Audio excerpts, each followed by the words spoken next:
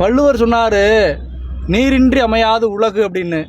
ஆனால் நான் சொல்கிறேன், விளம்பரமின்றி அமையாது உலகு. நீ விளம்பரத்தை நிறுத்தினு வச்சுக்கவே, இந்த உலகமே இயங்காது. நீ ஏன் இப்போ இந்த மைக்கை தூக்கிட்டு வந்த? உனக்கு யூடியூப்பில் விளம்பரம் வருது, அது மூலமாக காசு வருது. காசு கிடச்சா போதும்ப்பா, என்ன வேணால் விளம்பரம் போடுவாங்க, அதன் மூலமாக என்னத்தை வேணால் திருடுவாங்க மக்கள்கிட்ட இருந்து.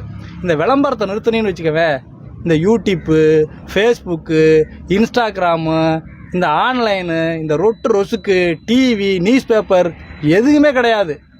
விளம்பரத்தை மட்டும் நிறுத்தின, இதில் எவனுக்கும் வருமானம் வராது. அவன் வேலையை பார்ப்பேன். இந்த கார்ப்பரேட் கம்பெனிலாம் இருக்குல்ல, அதை இதையும் சொல்லி ஏதாவது பொய்யை புரட்ட சொல்லி நடிகர்களை ஃபுல்லாக நடிக்க வச்சு எல்லாத்தையும் விற்று தள்ளிடுறேன். பாவம் இந்த ஏழப்பட்ட மக்கள். படித்தவன் கூட அதை நம்பி வாங்குறான்னா பார்த்துக்கவே விளம்பரத்தில் வந்தால் போதும். ரொம்ப கவலையாக இருக்குப்பா எங்களுக்கெல்லாம். நீங்கள் ஒன்றும் சிந்திக்க மாட்டேன்றீங்க.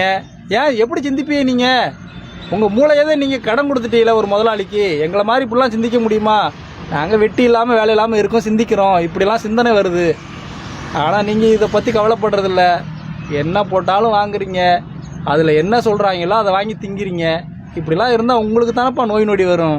பிச்சைக்காரன் எங்களுக்கு என்ன நோய் நொடி வரப்போகுது? நாங்கள் குளிக்க தேவையில்லை, பல்லு விளக்க தேவையில்லை, சும்மா ரோட்டில் தூங்குவோம், எங்களுக்கு ஒரு நோய் நொடி வராது.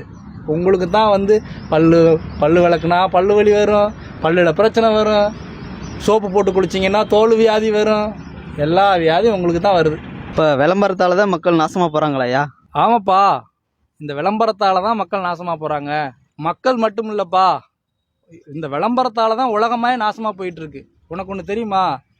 இந்த 7 நாளில் சிவப்பளவாகும்னு ஒன்று போடுறான் தெரியுமா? அது பேரெல்லாம் தெரியல எனக்கு. ஓ, அந்த பேரலவுலிய ஆப்பிரிக்காவில் போய் போடுங்க பார்ப்போம், சிரிப்பு வராது. 7 நாளில் உங்கள் முகம் சிவப்பாகி விடும்னு ஒரு விளம்பரத்தை போடுறான். அதை பார்த்துட்டு மக்கள் வாங்குறாங்க. அவனுக்கு எவ்வளவு லாபம் தெரியுமா? எவ்வளவு கோடி லாபம் தெரியுமா? லட்சக்கணக்கான கோடிகள் லாபம்.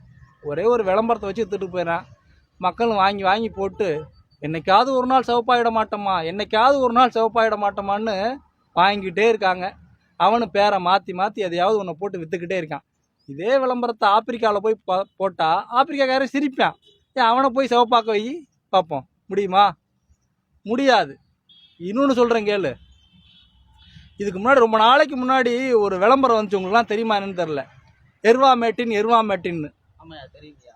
உங்கள் தலையில் உடனே முடி வளர்ந்து விடும் 3 மாதத்தில்னு அமேசான் காடுகளிலிருந்து கொண்டு வந்து எடுக்கப்பட்ட அரிய வகை மூலிகை. இதே டயலாக தான் சொல்லுவாங்க. இப்போ இந்த எருவாமேட்டின் எங்கே போச்சு உங்களுக்கு? அதாவது சொல்கிறேன், நான் விளம்பரத்தை பற்றி சொல்கிறேன்.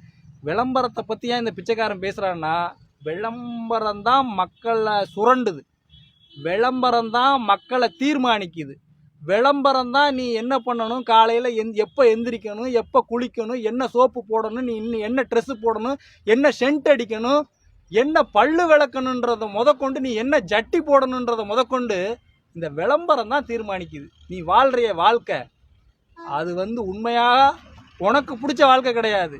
கார்ப்பரேட் நிறுவனங்கள் உன்னை இப்படித்தான் வாழ வைக்குது. அவன் என்ன நினைக்கிறானோ அந்த வாழ்க்கையை தான் நீ வாழ முடியுமே தவிர நீ நினைக்கிற வாழ்க்கையை வாழவே முடியாது. அவங்க சொல்கிற வாழ்க்கையை தான் இப்போ இருக்கிற எல்லா மக்களும் வாழ்ந்துட்டு இருக்காங்க. அதை விட்டு வெளியில் வரணும்னா உன் தாத்தன் பாட்டெல்லாம் வாழ்ந்தான் பார்த்தியா, அப்படி வாழணும்.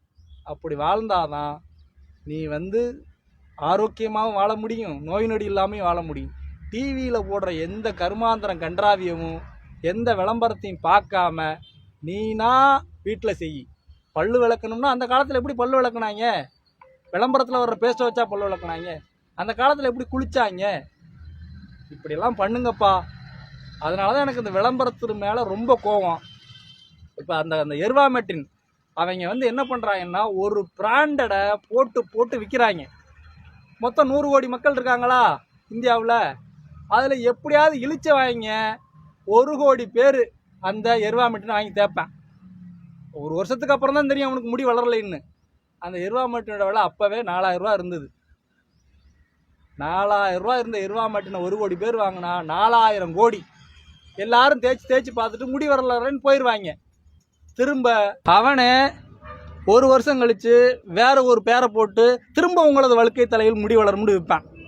திரும்பவும் அதன் மூலமாவது வளர்ந்துடாதா? அப்படின்னு திரும்பவும் வாங்க ஆரம்பிப்பாங்க. இதுதான் மக்கள்.